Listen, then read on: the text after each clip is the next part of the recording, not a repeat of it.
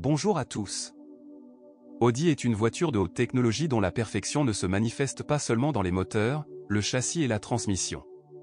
Par exemple, tous les éléments de carrosserie, à l'exception des ailes arrière, sont en alliage d'aluminium. Cela a permis non seulement de réduire le poids, mais également de conférer à la carrosserie une résistance élevée à la corrosion. Mais la peinture de LA6 ne peut pas se vanter d'être durable. Des éclats à l'avant de la voiture apparaissent dès la deuxième année de vie. Et la décoration chromée perd rapidement son éclat d'origine. Déjà entre 15 000 et 25 000 km, les phares et les feux arrière commencent à transpirer. De plus, rien ne garantit que les blocs optiques remplacés sous garantie ne recommenceront pas à accumuler de l'humidité.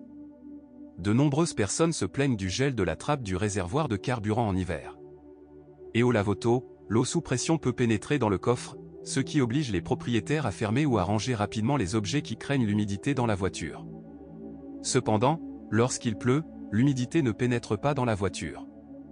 N'oubliez pas de nettoyer périodiquement les trous de vidange sous le capot et le couvercle du coffre.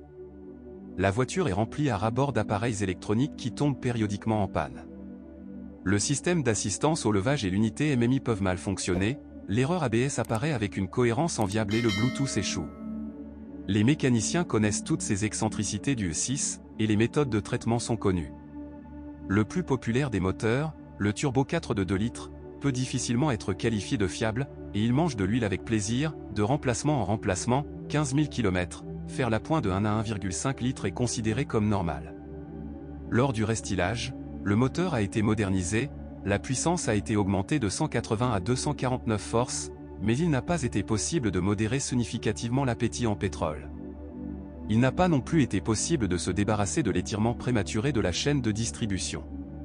Bien qu'en réalité, la chaîne ait commencé à parcourir jusqu'à 150 000 km, elle était auparavant changée au moins 2 fois au cours de ce kilométrage.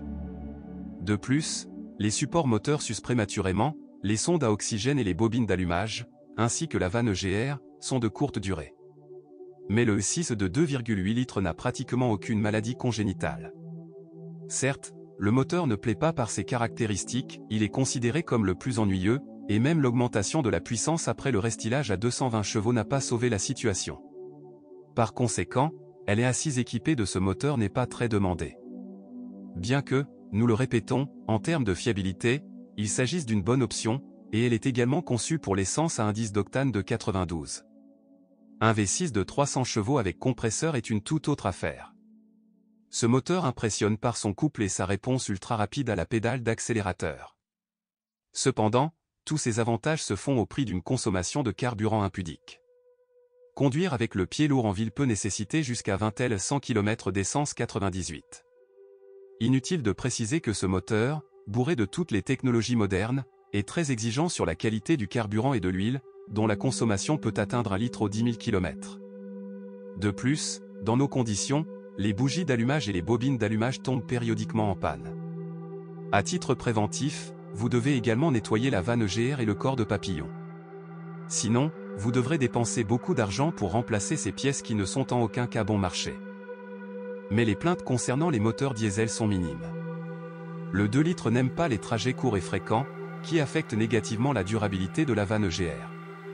Et dans un moteur diesel de 3 litres, au bout de 200 000 km, le mécanisme d'entraînement du papillon des gaz devient coquéfié. La vanne EGR tombe en panne et la chaîne de distribution s'étire. Et tous deux préfèrent un carburant de haute qualité. Le carburant diesel achèvera rapidement la pompe à carburant haute pression et les injecteurs. Par conséquent, les recommandations pour faire le plein dans les stations-service du réseau ne sont pas un vain mot. La durée de vie du système électrique dépend directement de la pureté du carburant diesel. Par exemple, certains propriétaires attentionnés des A6 ont parcouru plus de 600 000 km sans réparation majeure. Au fil du temps, les bus d'injection peuvent fuir. Au kilométrage de 150 000 à 180 000 km, les papillons des gaz du collecteur d'admission commencent à se bloquer.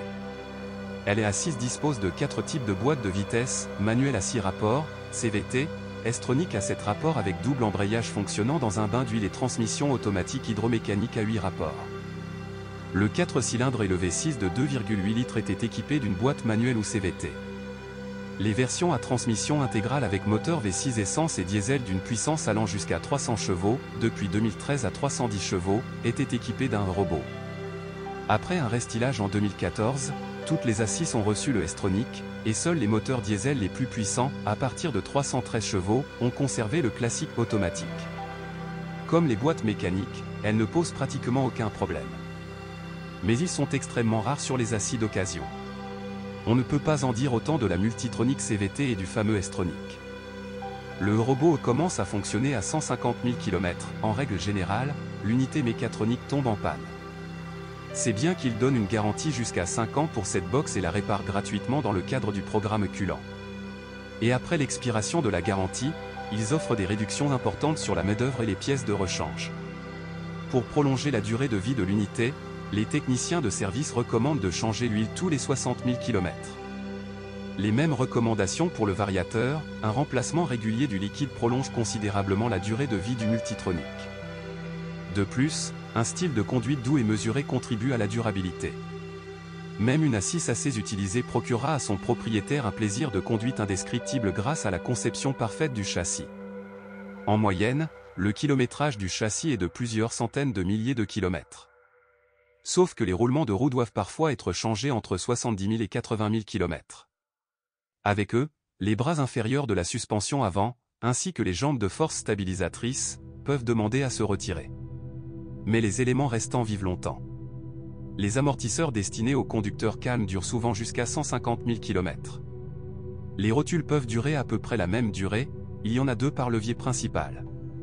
Mais la suspension pneumatique des versions essence les plus puissantes est assez coûteuse à entretenir. Après 120 000 km, il est temps de changer les éléments pneumatiques et les capteurs de position corporelle.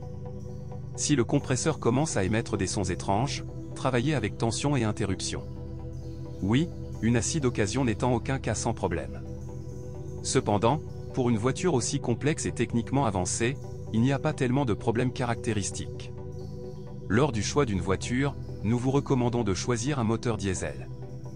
Idéalement, s'il est couplé à une boîte de vitesse manuelle. Cette version peut être trouvée en Europe. Si vous possédez ou aviez un tel modèle, partagez des informations sur ce qu'il casse et comment dans les commentaires.